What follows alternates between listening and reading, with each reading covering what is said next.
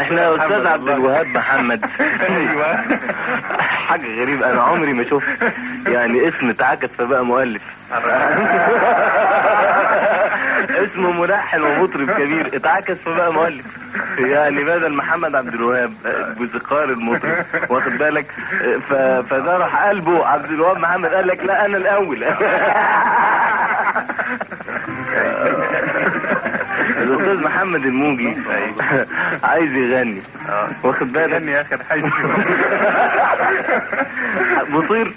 فانا عايز يغني حاجه انت عاملها له.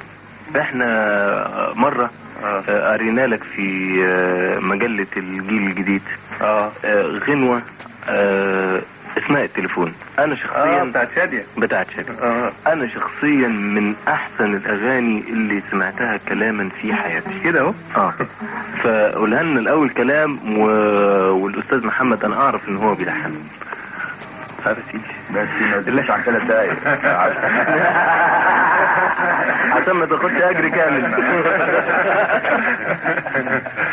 الغنى دي بقى حكايه كده صغيره يعني واقعيه برضه كده زي ما بنقول. فواحده زعلانه مع حبيبها وعاوزه تسمع صوته، بس مش عاوزه تعرفه ان هي اللي بتسال عليه، يعني كرامه برضه. ده شغل الربيع. ايوه دي ربيع قوي يعني. فبقول فيها مخاصمني بقاله مده، وفي ليله الشوق ناداني، كلمته سمعت حسه وقفلت السكه تاني.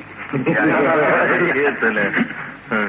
مخاصمني بقاله مده، وفي ليله الشوق ناداني، كلمته سمعت حسه وقفلت السكه تاني.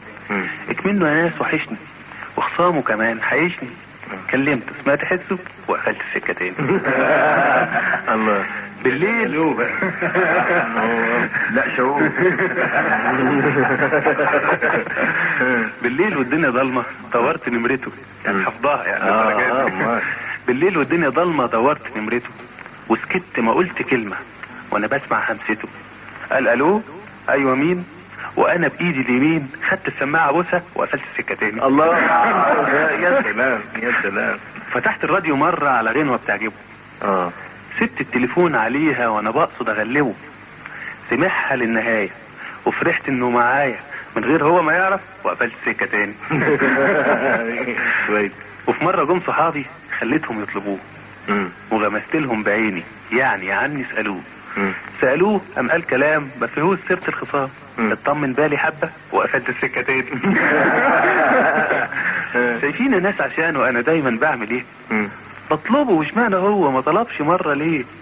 يا ريت يطلب ويقفل، يعمل زي ما بعمل، هعرف اني وحشت لو قفل السكة تاني. جميل اوي. انت ملحنها يا محمد دي افتكر؟ ده انا ملحنها كمان. لا انت لما تبقى محمد عبد الوهاب الخط مع الاستاذ ما يسويتش معانا. طب نسمعها يا محمد النبي لو ما عنديش مانع. طب قول يا اخويا، بس تغنيها كويس عشان ارقعك بالميكروفون.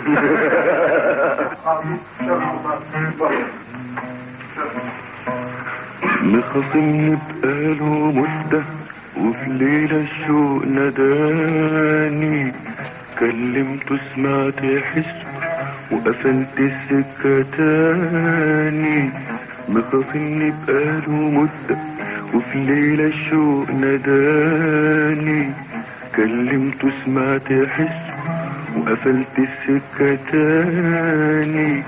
اكمل يا ناس وحشني، وخصامه كمان حيشني، كلمته سمعت صوته وقفلت السكة تاني.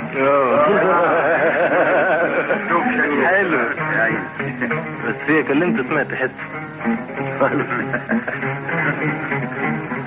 قول.